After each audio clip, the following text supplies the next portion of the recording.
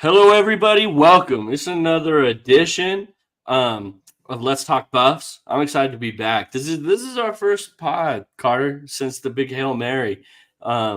This is crazy. I'm excited. I'm excited to be here. I'm excited to talk Buffs with you. We both watched the film. We both have a bunch of takeaways from that game, and then we're going to get into the UCF stuff as well. We watch UCF film, and we have an idea there too. But how are you doing today, man? Yeah, man, I'm great. Huge win versus Baylor, nail biter. Lucky we won that game, to be honest. But I'm excited to watch the game tomorrow. It's a big game. If we could start 2-0 in Big 12 conference play, would be awesome. But it's Friday, so it's a good day. It is a great day. It is a great day. So let's get straight into it. I think everybody's kind of broken down how crazy that game was in Baylor, so I don't even think that's really worth talking about. Let's talk about the film. What did you see from that game that stood out after you rewatched that, the All 22, Carter? What stood out to you in that Baylor game? Yeah, just the O line they gotta find a combination there. I can't do the mixing and matching anymore. Like they gotta figure it out. The O line I clipped some stuff just for my sake. We don't have them for here, but there were just some plays where I'm like, "What are you doing? What are you?" I would love to get an O line coach in here to explain to me what they're doing, but the O line just scares me. Shador, I was one of Shador's. I don't want to say best performances, but when it Best under mattered, pressure, I think. yes, when it mattered most, he pulled through. Travis was Travis. We saw a snap under center. I want to see more of it. I liked it. And I thought the linebackers had another good game. They're stacking good games, and we're really going to need it this week. But that's really all I had for that game. It was a fun game to watch, though. My goodness. Yeah, I mean, my big thing was when I was watching it live, I was thinking, hey man, Shador's holding that ball way too long. I really did think that. I was like, I don't know what they're doing on their back end. And I know that our head coach down there is damn near like a lot of people look at him as a defensive genius, that guy, in what he does. So shout out to him. But when I rewatched the film, a lot of the time when he was scrambling and making plays was like, yo, he kind of has to scramble and make plays. It did lead to some times where he held the ball too much, but I don't know what you expect from your quarterback, man. Like that's my whole thing. I think if pressure's in your face the whole game, you're gonna kind of revert to that through the rest of the game. I really do just think that like I don't care who your quarterback is. If you start getting pressure in your face all the time, even when there's not pressure in your face, you're going to start building bad habits. And hey, I need to create right now. And that's what I saw when he was holding the ball too long. And people point that out, me included. I was worried that Shador wasn't seeing the field well enough. But I really think it was more of a case of him just trying to create, him seeing pressure in his face so early. That even when pressure was in his face, he was in the mindset of I need to create because this offensive line isn't holding up.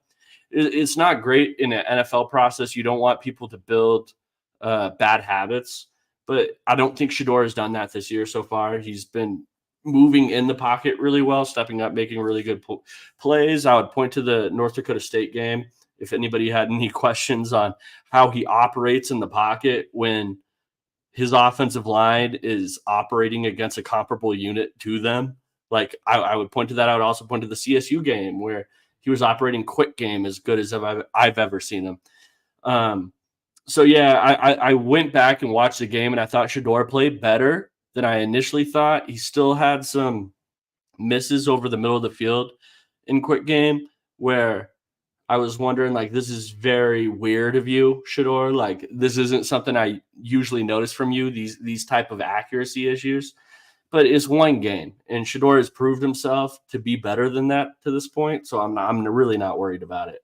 Um, the only other thing I have on that first game film, Carter, was a lot of people were giving Preston Hodge a lot of shit. And shout out to the Buffton Prime guys. I've recently tuned into them. One thing I need people to pay attention to. if you go pop in your favorite college wide receivers highlight tape, you're going to see a lot of the same play. And let me tell you what that play is. It's going to be a slot fade against cover one man. I'm just telling you that's what happens. If you go watch your tape or go watch even the highlight film, you're going to notice that's the play and a weakness against that cover one man. President didn't play a bad game. It was just teams are starting to figure out Colorado's defense, even in week one or even against North Dakota State. Like they started to pick up on it and had beaters for it. I don't think that was a bad Preston Hodge game. I thought that the offensive coordinator or the opposing team were just calling really good plays against what Colorado was running. Yeah, I thought all the corners as a whole, DJ McKinney was getting some slack. He was there every time, really just great back shoulder balls that were thrown off DJ. I thought DJ played good. Like you said, Preston, slot fades, really hard route to cover. Against a 4-2 something guy. Yeah, crazy. And it was a good ball. It's not like it. I mean, those are plays where it's just what can you do? Move on to the next, forget about it. But yeah, I thought the corners had a pretty solid game.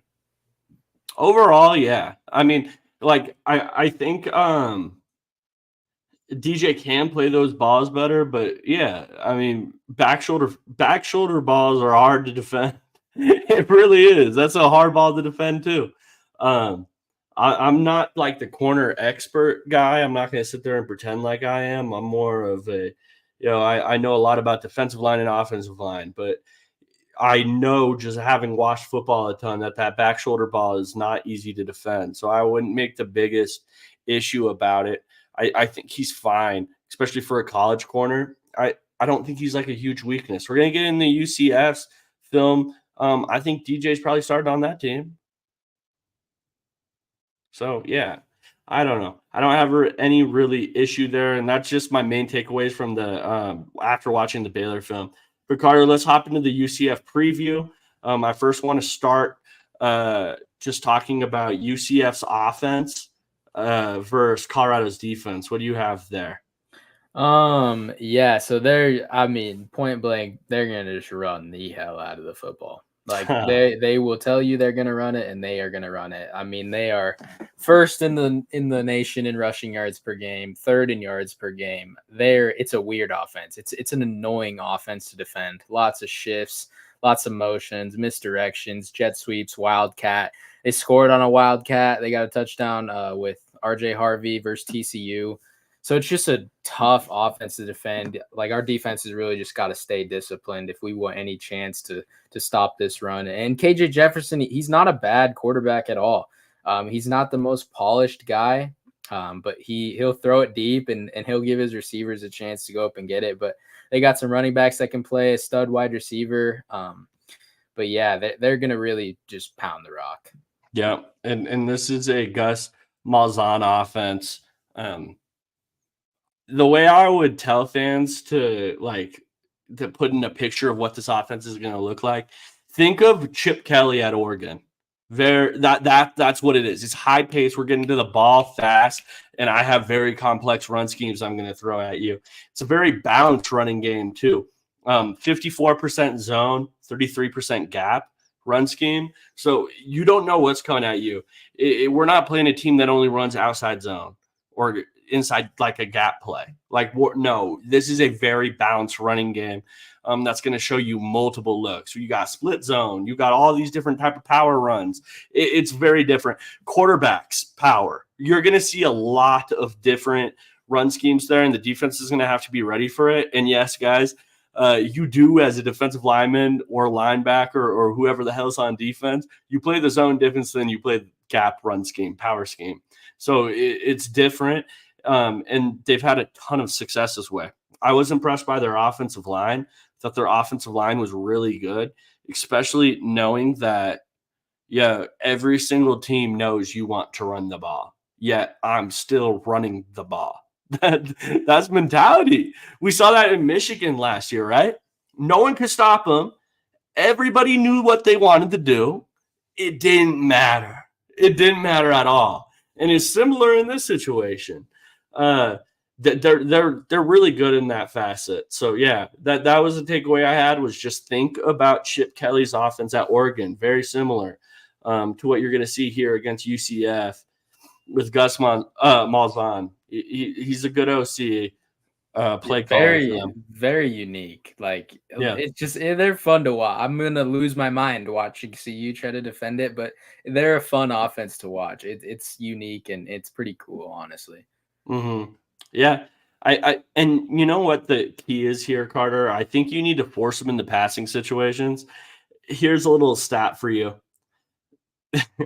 They've only dropped back 74 times this whole year, right? That's crazy in a passing game. They've only had 74 dropbacks in the passing game this whole year. To put this in perspective, Colorado has had 196. Right? So that's what we're talking about here. It's huge difference. It's massive. Yeah, so I think that's a big deal for them. And then also like but when you force them in these passing situations, they've had 11 pressures, 4 sacks on those 54 times they've passed the ball. So you're getting pressure when the quarterback's having the drop back. So I think Colorado forcing them in the passing situations is a big deal. I want you, Carter, to talk a little about CU's run defense. Who stood out for you there? What makes them good? Let me know. Yeah, they rotate a ton of guys. There were some Ryan Buell clips. That guy should play more. I saw him just stuff some plays in Baylor. But Quinn Barnes he's been playing well, and they're getting Chidozie back this game, which that's their best interior D lineman. And to have him back going up against this style of an offense, just eating up blocks in the middle and being a force, he's gonna be big.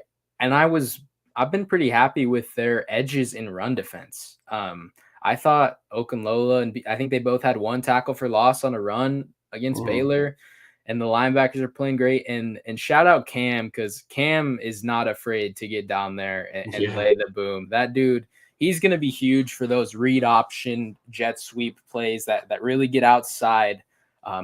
If he has a good game, they're going to have success stopping the run. No, I mean, I agree with you. I think CU this week, Carter, has their best chance of putting out their best run defense group.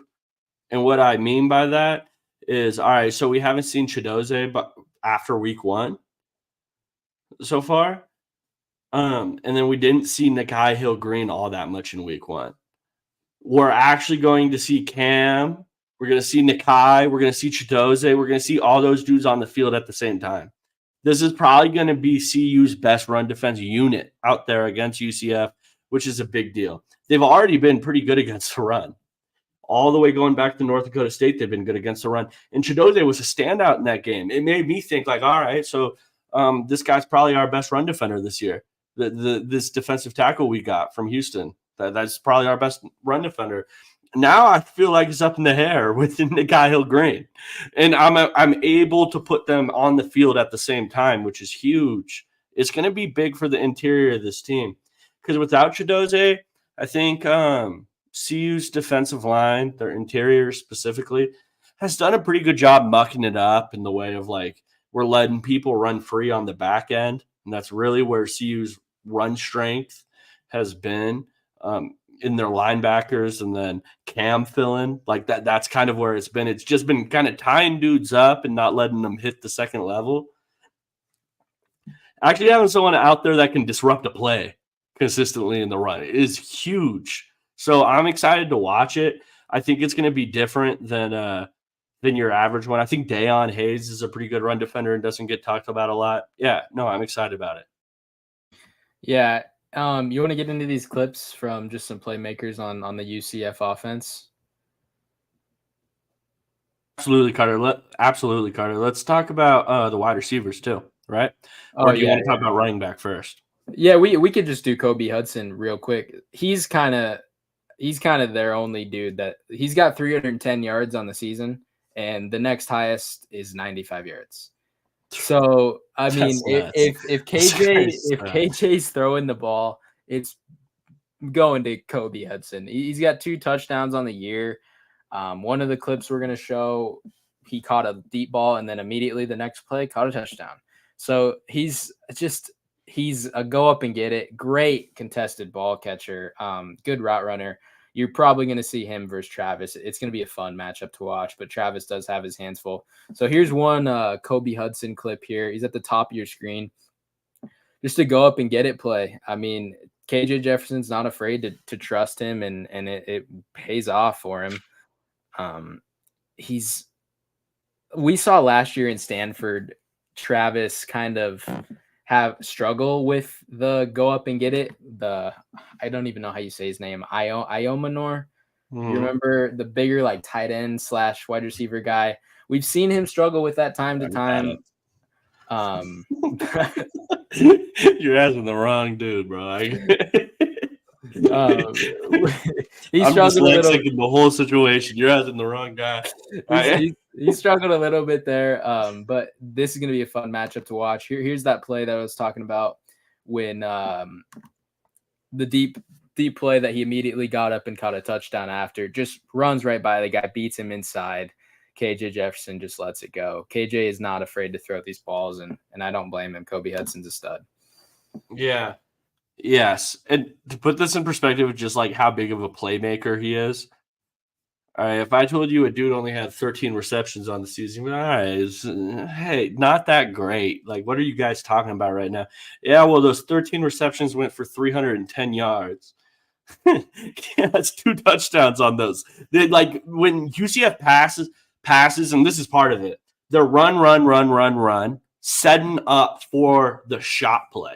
That's their offense. That's what they're trying to do here. And you saw it on the last one. This is a deep-ass post. And that's what they're looking for on these plays. They want to go deep with it.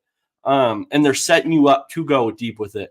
And so this isn't just this year. He's right now he's averaging 23 or damn near 24 yards a catch this year, which is nuts.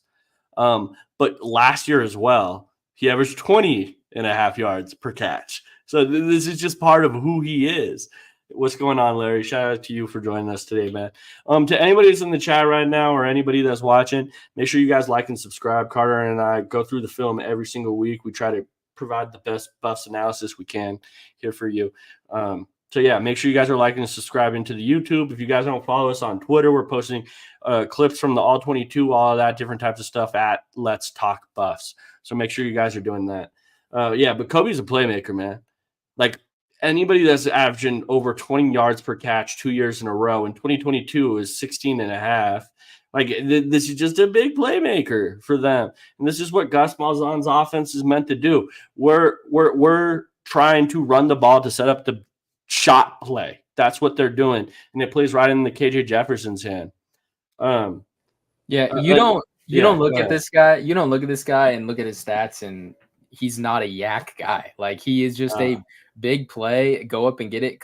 He hardly has any. I bet he has hardly any yak on. He just goes up and gets it and falls down. That's just his game, and it works great. Compliments KJ well. This is one of my favorite things with college football too, and watching it when I'm like able to get the film of the other team, and I start to figure out like, yeah, all right, so this is how they're running the team. It's different than the NFL when I watch it. I know all that stuff with the NFL. I know what to expect from the Bucks. I don't even really gotta watch the film when I'm covering the Broncos, but college football is fun. Another thing with this is a part of their running offense, and we've kind of already been over this, but another aspect of it is just KJ Jefferson's weapon too. I don't believe the ESPN's listed him at 245 or something like that. Bro, that's a damn lie. I don't believe it for 1 second, Carter. Not 1 second. This dude is way heavier than that, if I'm being honest with you. Yeah, at least got 20 pounds on that. This is a big boy. And for perspective, for what he does after contact, it's 4.36 yards after contact. This is similar to what ETN does at Georgia, to put this in perspective, yards after contact. He's dragging fools down the field. KJ Jefferson is a running back at quarterback, Carter. This is what you told me before the podcast, and you're totally right. Like, I don't mean that in a disrespectful way either. This is in the most positive way I can possibly say it. He's dragging dudes down the field and making plays. CU's going to have to be ready to tackle. I think they have a really good tackling secondary, like really good. If I'm being honest, Cam's a damn good tackler. Shiloh, it doesn't sound like he's going to play, but a damn good tackler. Both their linebackers, Nakai Hill Green, Bentley, both damn good tacklers. Everybody on the back end's a damn good tackler, but it's a little different when you're matched up with the dude who's running at you full steam, 260 pounds. And that's what kind of college football is figuring out with KJ Jefferson right now. Yeah, you're the one that posted the Travis Hunter tackle cut up, and I don't know how confident I am in Travis standing in front of KJ Jefferson trying to bring him down. He's literally double Travis's weight. Like and like you said, no disrespect. Like people say this about Lamar, and it's a little disrespectful because Lamar can really sling the ball. This dude is legit a better running back than he is a quarterback. He's better at running the ball at quarterback for sure. And I expect here's something to watch, Carter. Baylor, and I sent you this clip. The teams are getting so comfortable running this quarterback zone. We're gonna see it this week, just so everybody's clear. We're gonna see the quarterback draw this week. We saw it every single week, and it's been successful every single week. A lot of the issue is just because Colorado runs so much cover one man, so much man coverage. It's easy to get plays off like that when corners are having to turn their back and linebackers are having to turn their back and play actual wide receivers rather than play zone where eyes are on the quarterback, right? We're going to see it this week. Something Baylor did was they had a whole damn variation off the quarterback draw. They did a pop pass off of it. I don't know if anyone really noticed it, but it did happen. You took a step back, went forward, pop pass to the running back on kind of like a flat route. Play went pretty big. I don't know if people knew what they saw right there, but that was a variation off the quarterback draw. Teams are starting to key in on the buffs and you guys not being able to stop the quarterback draw, and now we're building plays off of that ahead of you in this week. And I don't know if there's a team that would be kind of more scary in that specific threat than this UCF team. Yeah, and not only personnel wise, but just like I can't imagine the plays Malzahn's drawn up and installing this week. Like there is going to be some wild plays. Like we might see some throws at a Wildcat from like it's. I can't even imagine what we're going to see, but we're going to see some funky stuff. At least I hope. Well, part of me hopes for the sake of viewing, but I know CU is not going to stop it. No, absolutely. I mean, the main key is that I think this week more than other weeks, Carter, CU's probably in those situations, maybe like, all right, so it's 3rd and 5 or whatever, in a situation where we're usually sending a cover 0 blitz, because that's what CU likes to do in those type of situations. We're doing a zone blitz. We're doing a cover 3 kind of zone blitz. We're doing a simulated blitz package out of zone. Or maybe we just play back a little bit. We're just playing zone. We're like, KJ, make a pass. I think it has to be one of the two. I don't think you can sit there and cover one man or run cover 0 against this UCF team this week. I think KJ converts it with his legs. That's my issue. I don't think you can just do the man coverage every 3rd and long situation like CU's kind of wants to here. Now, even the match coverage stuff that they do, I don't think you can do because that kind of turns into man by the end. I don't think you can do that. I'm just thinking that they have to do that. Yeah. They really got to stay disciplined in whatever they do. If they decide to come out and cover 0 blitz, like they have to stay disciplined because there's so many. Yeah, it's difficult, but just not getting over eager and just doing your responsibility and trusting your teammates is going to be huge for this game alone. Yeah. You have any more notes on their offense, Carter? I know you have a little more stuff you want to show here of RJ Harvey, their running back for sure. Yeah, we'll talk on the running backs. So they got 4 dudes, 4 running backs that could literally play. They have 4 running backs that are averaging 6 yards per carry or more right now. Yeah. Which is nuts. They got RJ Harvey, who is there. Penny Boone, transfer from Toledo, who was a highly sought after transfer. I know he had some links to CU, and then they got Miles Montgomery and Johnny Richardson. They're very like. Do you remember watching like Le'Veon Bell and how he would just wait and wait and wait until he had to go and turn on the Jets, and like the vision wise, it was a very unique running style. I know what you mean. Yeah, it was wait behind the line of scrimmage. I'm making something happen. I'm reading the holes. Guys try to recreate it. It's been damn hard too. They are similar style. Like they will fake hitting a hole and then bounce it. Like they're a weird style, which that just ties back to the discipline thing. Like you got to do your responsibility on defense. But here's some clips from RJ Harvey. Here's the first one. He's just watch him escape this pocket. Yeah, bounce it immediately, fast, right? Yeah. Decisive. That's what that was. That was one cut. I'm decisive with the football. I'm making a play with it right then. Hell of a play by RJ Harvey to do that. And then this next one, the dude just puts his head down at the end of it. Hopefully we can see it here. Blocked play too. This is a split zone.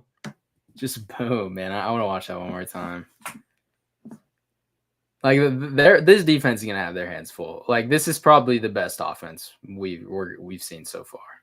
Yeah, no, I definitely think it is. I think this is probably one of your best offensive play callers you're seeing too. I'll mention the stat again. This is a guy that runs 54% zone, 33% gap. This is a well-balanced running game that they have.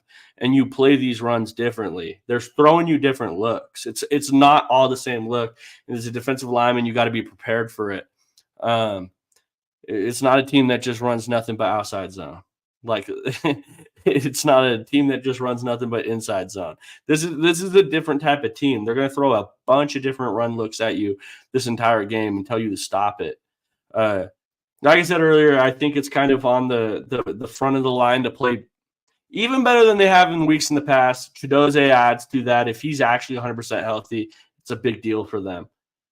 Carter, I want to move on to Colorado's offense versus UCF's defense. What are your takeaways there? What are you expecting this game? Yeah, so TCU got a big on UCF. They threw for some 400 yards, 4 touchdowns, and I promise you TCU's offense is not as good as our offense. So I'm not super worried about that game as long as the weather is good. If it's rainy and windy, that is going to play into UCF's favor a lot because they're going to run the ball and we're going to try to throw the ball. But we should be getting Dallin back this week, so it'll be interesting to see. I thought Micah had another good game last week, so it'll be interesting to see how they use that rotation with Dallin back. He's obviously a great addition to that room. So I would say a normal – I feel like I say this every week, but a normal game from CU's offense. One thing, though, if this O-line can – they have 1 sack on the year, UCF's defense. If this O-line can give Shedeur time, he'll make plays. Yeah. No, he definitely will. I wasn't that impressed. I'm not going to sit here and pretend like I watched 7 games of their film. Well, I'm not watching Tarleton State or whatever the hell they played. I'm not doing all this stuff. I'm watching the TCU game. I'm watching the team that mattered to me. And then even going back maybe into last year and trying to figure out who's returning or not. But one takeaway I had, their corners didn't really impress me all too much. I thought Zero had some potential out there at corner. I think it was 0. Maybe it was 1. I think it was 0, though. This is all off the top. I watched it, and I'm trying to remember. I think it was 0. But he also got beat like plenty of times in that game. It wasn't just normal. So I think CU's wide receivers have a clear advantage in this game. I just do. The one worry I do have is, all right, so I'm trying to run the ball, right? I think 2 and 5. I think if these guys were to go to the next level, both of them would be nose guards. And they'll play them both out there at the same time at your 3 and nose. And it's just like, okay, so I have to run against these big, damn defensive linemen every play. And I know CU struggles against that. That's not easy, especially if both these guys are tying up multiple blockers. Not easy. 51 is a really good pass rusher, and I think he needs to be highlighted in this. I don't know his name, but 51, and he was mostly rushing against the right tackle of the opposing team. I looked him up earlier in the week. He had 7.5 sacks last year, and it made sense because I was watching him. He has an arsenal of moves. He has different inside moves, inside spin, inside like little hand swipe grip. He also is just kind of a speed rusher off the end, and not knowing what to expect from the Broncos' right tackle position is kind of tough. I'd have a lot more faith in Khalil Benson if I had seen him play right tackle more this year, and I just hadn't. If he's matched up against Tyler Brown, I think Tyler Brown's probably getting cooked by this kid, if I'm being honest with you. I don't think it's a good matchup for him. This kid just has a lot of pass rush moves. He has a lot of different things going to him, a lot in his arsenal. I don't think he's the best run defender, but I say this with the utmost respect. I respect CU trying to run the ball more. I love that they're trying to run the ball more. I think they need to continue trying to run the ball more. It's just like, how much does that really matter from 51 if he's not a great run defender, if the opposing team I'm playing isn't the best running team? And CU hasn't proven they're the best running team yet. So I don't know how you really take advantage of the kid. He's going to be teeing off this whole game. Probably. That's what he's going in with in this game. So 51's a kid to watch for sure. I think he's probably the best defender on this entire unit. Yeah, and right tackle is a huge question mark. There's stuff going on with Benson. Who knows what the deal is there? Phillip Houston, not a huge fan of the guy. I think Tyler Brown is a much more natural guard than he is tackle. I want to get your opinion on this. Let's talk Omarion Miller. Okay. I appreciate you asking this question. I know where you're going. Give me your just thoughts. Omarion Miller, blank. Just speak. Big play. Big play. Omarion Miller is a big play waiting to happen. That's kind of what I have for him. He can do a lot of this downfield stuff where you see with Will Sheppard, him winning in those 50-50 ball situations. He's a big target out there, but he also just has more after catch burn than Will Sheppard does. And I'm not saying he's a better at the catch point wide receiver from Will Sheppard. This season would indicate that, but I watched Will Sheppard at the other school. Will Sheppard was a dog at those 50-50 balls. But Omarion, I would describe him as a big play. Yeah, it's tough. I'm not giving up on Will by any means. I'm a huge Will Sheppard fan. I picked him to be like my player of the week. I think every week I'm waiting for him to break out. But I do think it's time. Omarion's got to get on the field more. There were times where he was open after his big play versus Baylor, just wide open. Would have had another touchdown, but the offensive line didn't hold up. Did you? Yeah, you noticed that play? There was a play. It was like a corner. It was a post corner. Yes. A long developing route. So it's almost hard to blame your offensive line for it. Yeah. But Shedeur dropped back and he was looking for this post corner. And this, like, I want to reemphasize, because it's hard to even blame it on your offensive line, because when you draw these type of plays where you're looking for the post corner, this is a long developing play, right? This is a double move. So it's a long developing play, but Omarion got open on it. Shedeur was loading up for that pass, and it would have almost been a touchdown, if not just a touchdown. So, yeah. Yeah, no, you're totally right. But it's you got to get him on the field, and I know you're focused on wins right now, but if you don't get him on the field, you should not expect him to be on your roster next year. Yeah, no, like, I think that's a good question mark. And that's honestly worst case scenario, because you know where he was committed before he flipped to CU? Where was he committed? Nebraska. Oh, hell no. I would literally cry watching him in Nebraska colors. So you want to, but it's not like he's bad. Like, he is literally shown more than Will has this year. So you got to get him more touches at least. That's my thing. I think CU probably needs to make it more of a rotation between them. He's at least, I'm not even saying, because I've seen this argument on the timeline a bunch where it's, we got to start Omarion or Will Sheppard. I don't even really think that's the case. I think you just need to make it more of a rotation between them. They should both get their opportunities. One area I want to big up Will Shepherd in is his blocking. Dude has been blocking his ass off this whole year. That's effort plays, which I respect from him.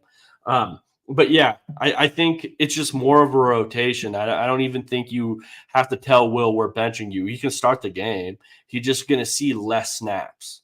It might be where Will saw 75% snaps last week. He's seeing 60%. I don't got those numbers right in front of me, but that's the type of stuff you have to do. Whereas Will's probably only seeing like 5% snaps. Maybe now that's moved up to 20. You know what I mean? Maybe they're not even on the same field at the same time. Like, I think all of this is a possibility. CU has a damn good wide receiver core, and that's more of the issue they're dealing with. And I want that to be known.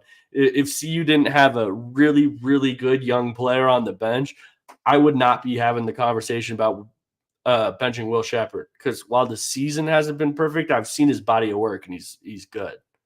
Yeah, and this could very easily be Will Shepherd's game. Like he's talented enough to just take over. Like this could easily be a 2-touchdown game from Will. And maybe this is a game where Travis sees less wide receiver snaps than usual, not by a lot, but just by a little, because he's gonna have his hands full with a stud wide receiver. And maybe that's where you find those Omarion snaps. Like I completely agree with you. You got to find a balance there.